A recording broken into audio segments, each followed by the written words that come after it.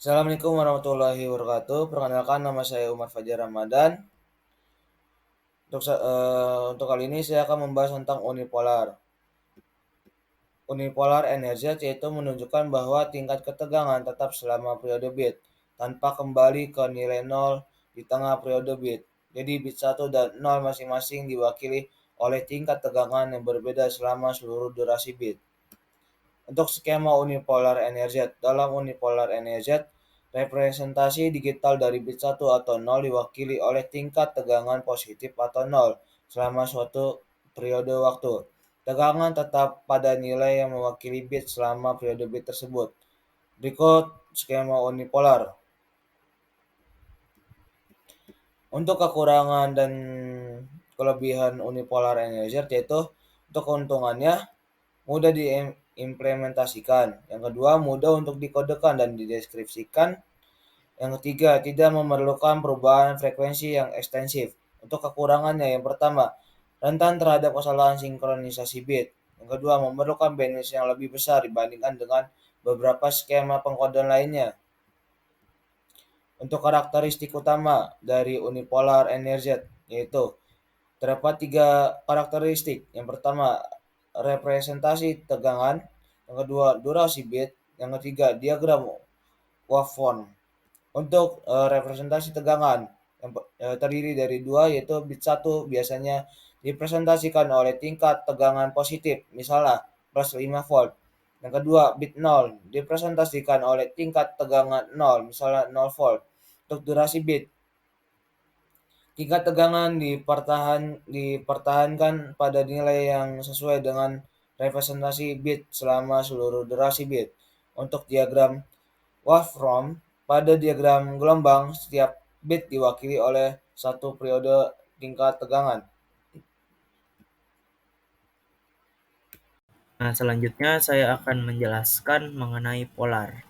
Jadi, polar adalah salah satu skema line coding yang menggunakan dua level sinyal, yaitu level positif dan level negatif. Sinyal positif ini mewakili bit 1, sedangkan sinyal negatif mewakili bit 0.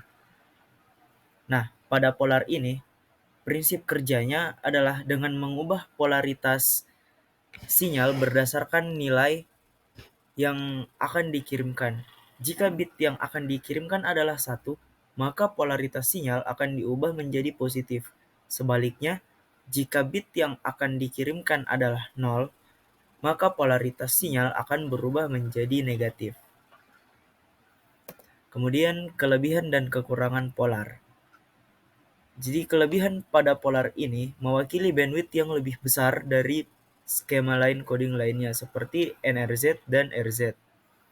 Kemudian memiliki SNR atau sinyal to noise ratio yang lebih baik daripada skema line coding lainnya. Kemudian memiliki distorsi yang lebih kecil. Selanjutnya kekurangan pada polar. Yang pertama, memiliki kebutuhan daya yang lebih besar, kemudian memiliki kompleksitas yang lebih tinggi daripada skema line coding lainnya.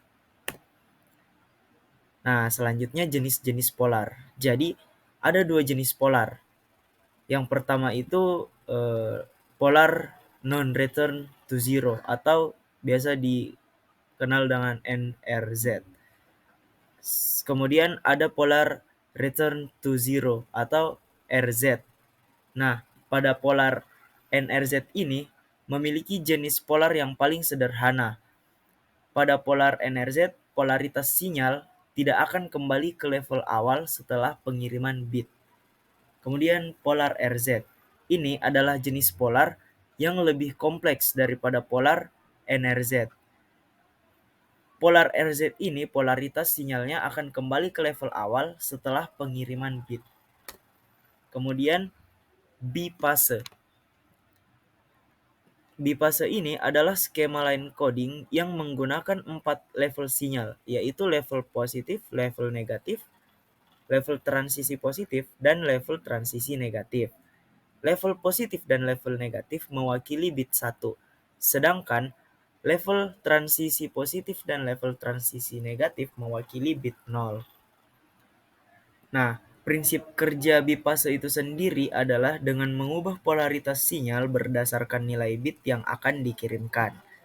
Jika bit yang akan dikirimkan adalah 1, maka polaritas sinyal akan berubah menjadi positif atau negatif. Sebaliknya, jika bit yang akan dikirimkan adalah 0, maka polaritas sinyal akan diubah menjadi level transisi positif atau negatif.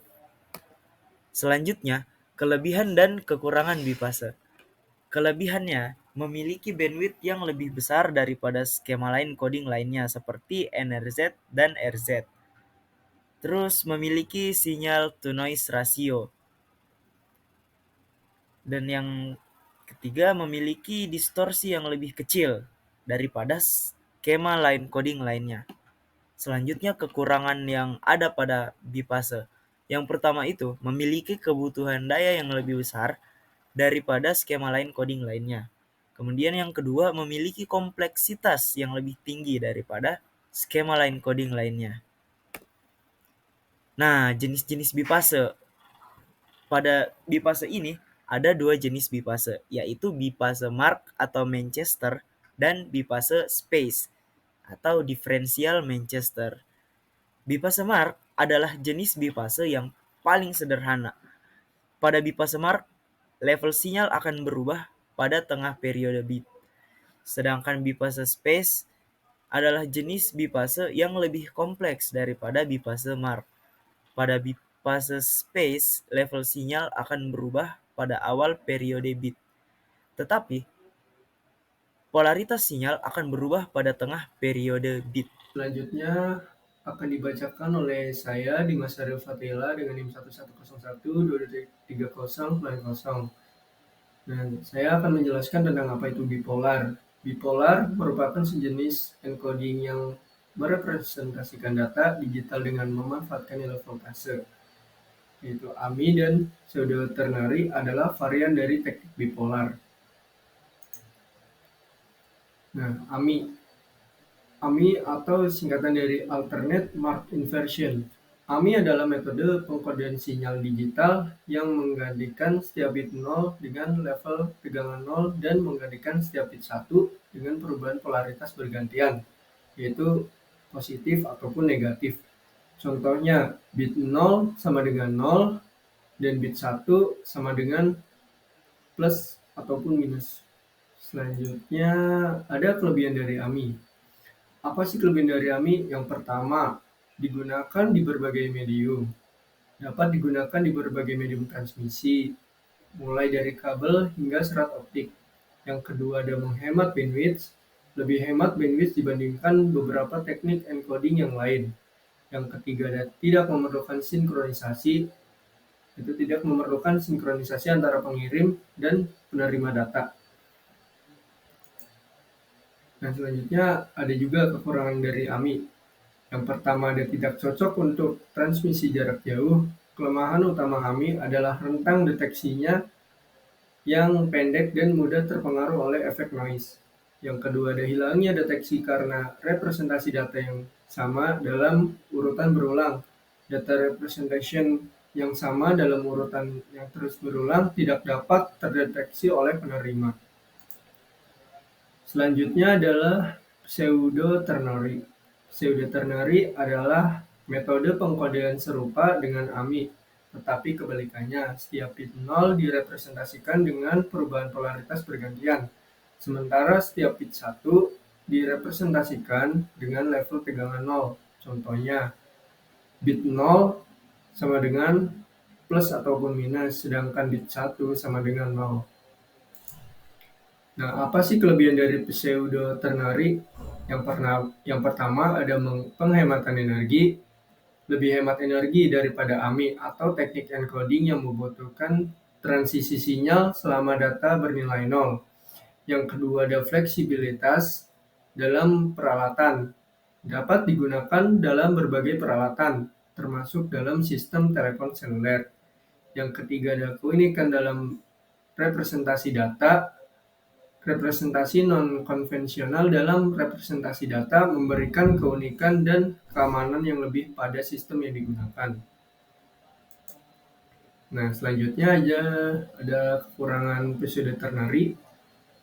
Apa saja kekurangan dari pseudo ternary? Yang pertama ada ketergantungan pada map codingnya, memerlukan map coding yang konsisten sehingga receiver dapat menginterpretasi data dengan benar. Yang kedua ada kurang optimal pada jarak jauh, transmisi hilang dan noise lebih banyak terjadi saat transmisi data pada jarak yang lebih jauh. Yang ketiga ada memiliki nilai DC konsisten.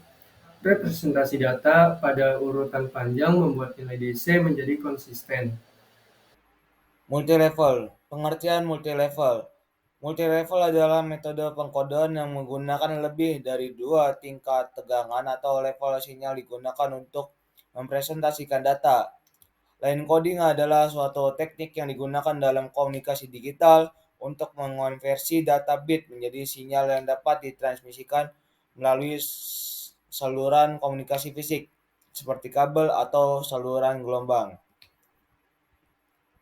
Tujuan multilevel, meningkatkan kecepatan data, tetapi pada saat yang sama menurunkan kecepatan sinyal, menurunkan bandwidth.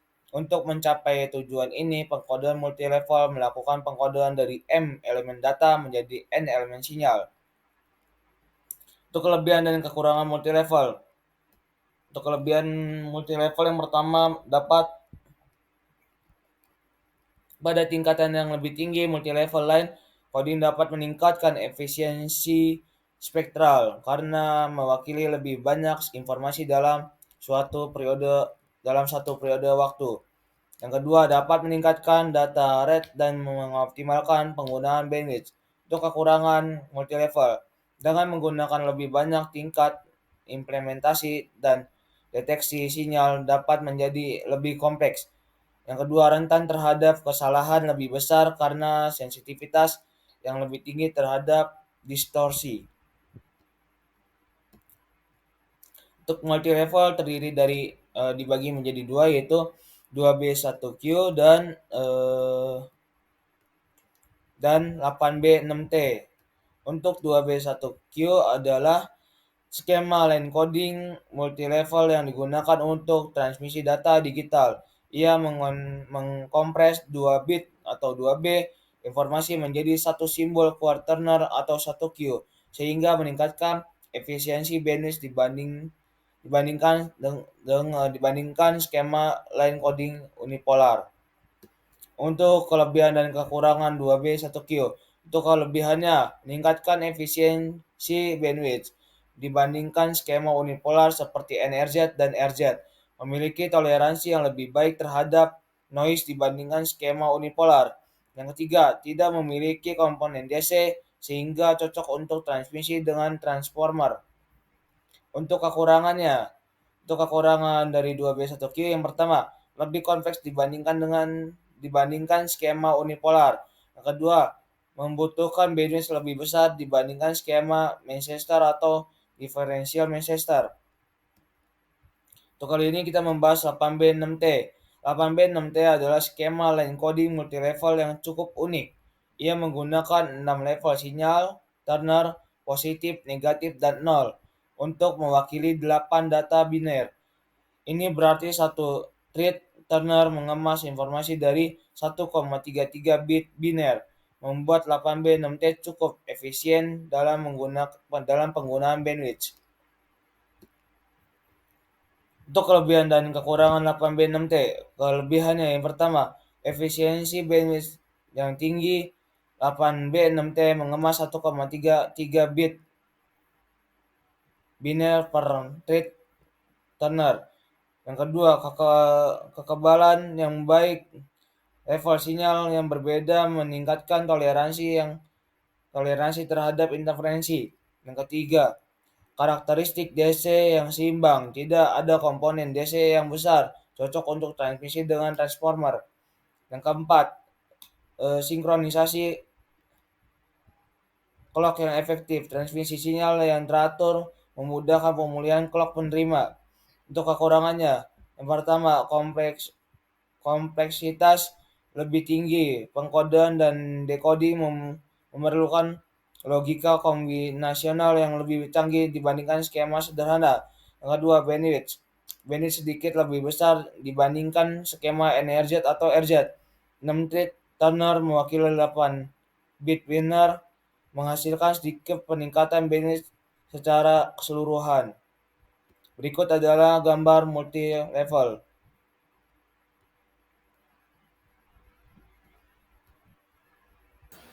Selanjutnya ada multi-transition MLT3. Multi-transition MLT3 adalah sebuah teknik pengodaan yang digunakan dalam komunikasi data untuk mewakili bit-bit data. Metode ini menggunakan 3 tingkat tegangan yang berbeda untuk merepresentasikan bit 0 dan bit 1. Hal ini memungkinkan pengiriman data yang lebih efisien dan mengurangi gangguan elektromagnetik. Kelebihan dari MLT3 yang pertama ada efisien spektrum. Penggunaan 3 tingkat tegangan memungkinkan MLT3 untuk mengirimkan data dengan lebih baik dalam suatu spektrum frekuensi tertentu. Yang kedua, ada tahan terhadap gangguan. Gangguan elektromagnetik biasanya dapat terjadi dalam komunikasi data. MLT3 memiliki toleransi yang lebih tinggi terhadap gangguan ini dibandingkan dengan beberapa metode pengodaan lainnya. Yang ketiga, ada penghentian DC. Dalam MLT3, sinyal memiliki kecenderungan untuk tidak memiliki komponen DC atau arus kontinu yang signifikan. Hal ini dapat membantu mengurangi distorsi sinyal dan mempermudah pemulihan data. Selanjutnya ada kekurangan MLT3. Yang pertama ada sensitif terhadap kehilangan sinkronisasi. Pada MLT3, adanya kehilangan sinkronisasi dapat menyebabkan kesalahan dalam memutuskan apakah sebuah bit yang ditransmisikan berupa bit 0 atau bit 1. Yang kedua, keterbatasan data rate.